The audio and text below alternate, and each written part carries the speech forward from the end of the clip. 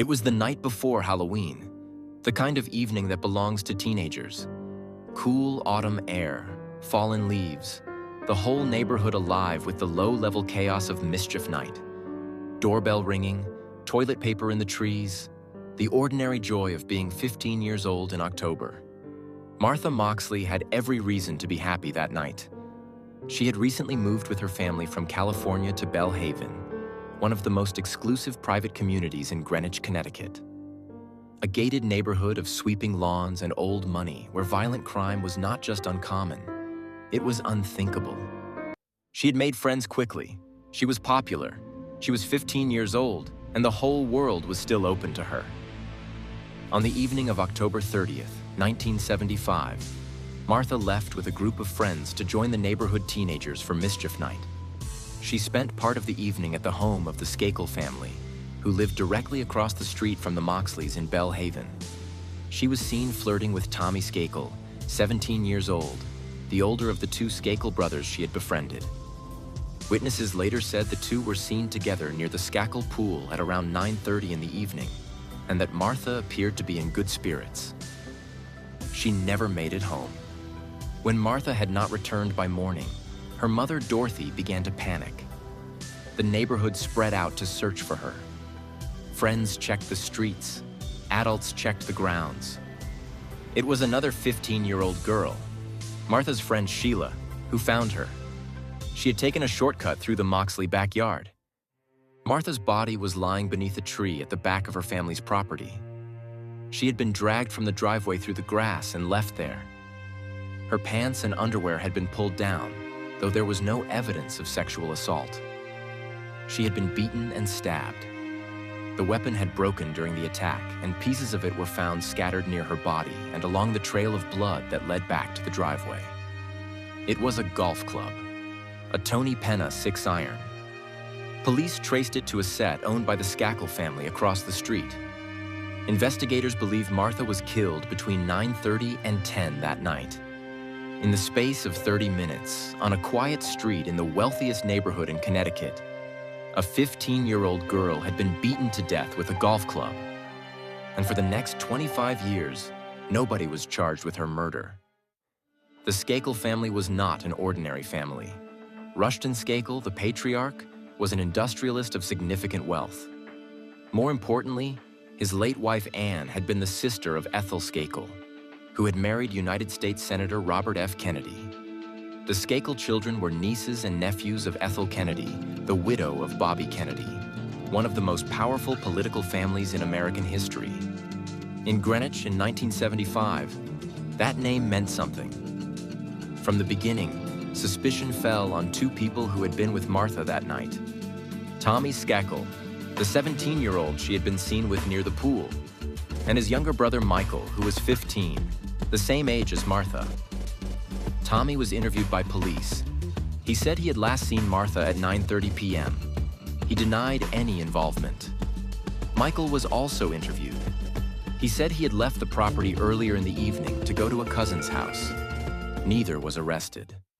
The Greenwich Police Department, a small local force unaccustomed to murders of any kind, led the investigation.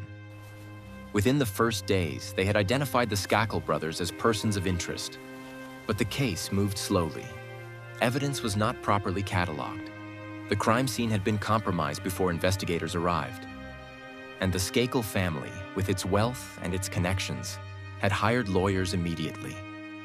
The investigation stalled. Years passed. Martha's parents waited.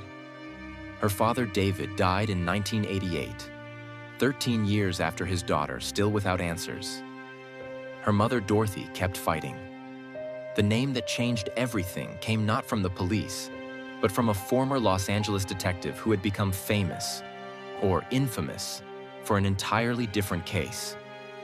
In 1998, Mark Fuhrman, the detective whose racial slurs had become central to the O.J. Simpson trial 3 years earlier, published a book about the Martha Moxley case.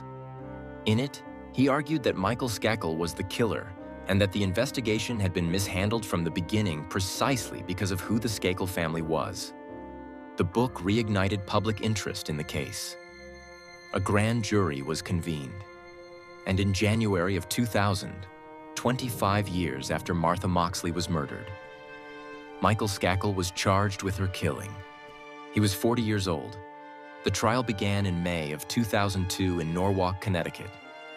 Prosecutors argued that Michael Skakel had killed Martha in a jealous rage, angry that she had shown interest in his older brother Tommy rather than him.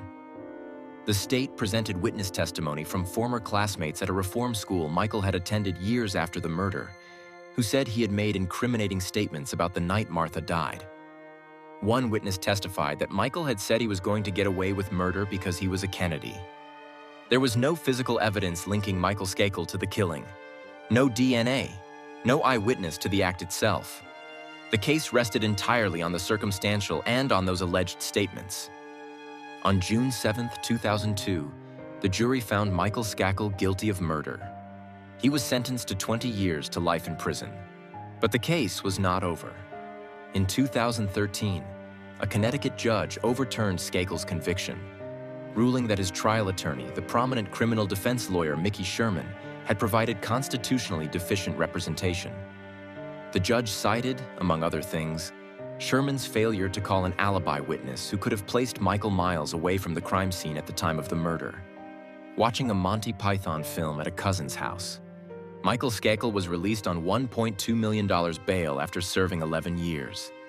What followed was a sequence of legal reversals that is almost without parallel in American criminal history.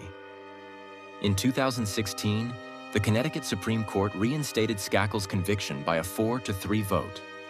In 2018, the same court reversed itself, a 4-3 vote in the opposite direction, and vacated the conviction again, ordering a new trial. The U.S. Supreme Court declined to hear the case, and on October 30th, 2020, exactly 45 years to the day after Martha Moxley was murdered, the chief state's attorney of Connecticut stood before a judge and announced that the state would not retry Michael Skakel. The reason given was simple. There was not sufficient evidence to prove the case beyond a reasonable doubt. The murder charge was dropped. Michael Skakel walked free.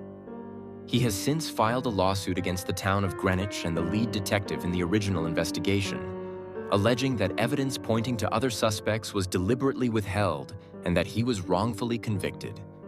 Martha Moxley's brother John stood outside the courthouse on October 30th, 2020, and said that he still believed Michael Skakel had killed his sister, but that the family was at peace with the decision. Martha's mother, Dorothy, had said something years earlier after the U.S. Supreme Court declined to hear the case that has stayed with everyone who has followed this story. She said, "If Michael Skakel came from a poor family, this would have been over a long time ago." Dorothy Moxley passed away in December of 2024. She was 92 years old. She never saw justice for her daughter. Martha Moxley would have been 65 years old this year. Her killer has never been definitively identified in a court of law. The golf club that killed her was traced to the house across the street. The family across the street had connections that stretched to the most powerful political dynasty in American history. The case took 25 years to come to trial. The conviction was overturned. The charges were dropped. And the case is now officially closed. Belle Haven is still there. The lawns are still immaculate. The gates are still closed.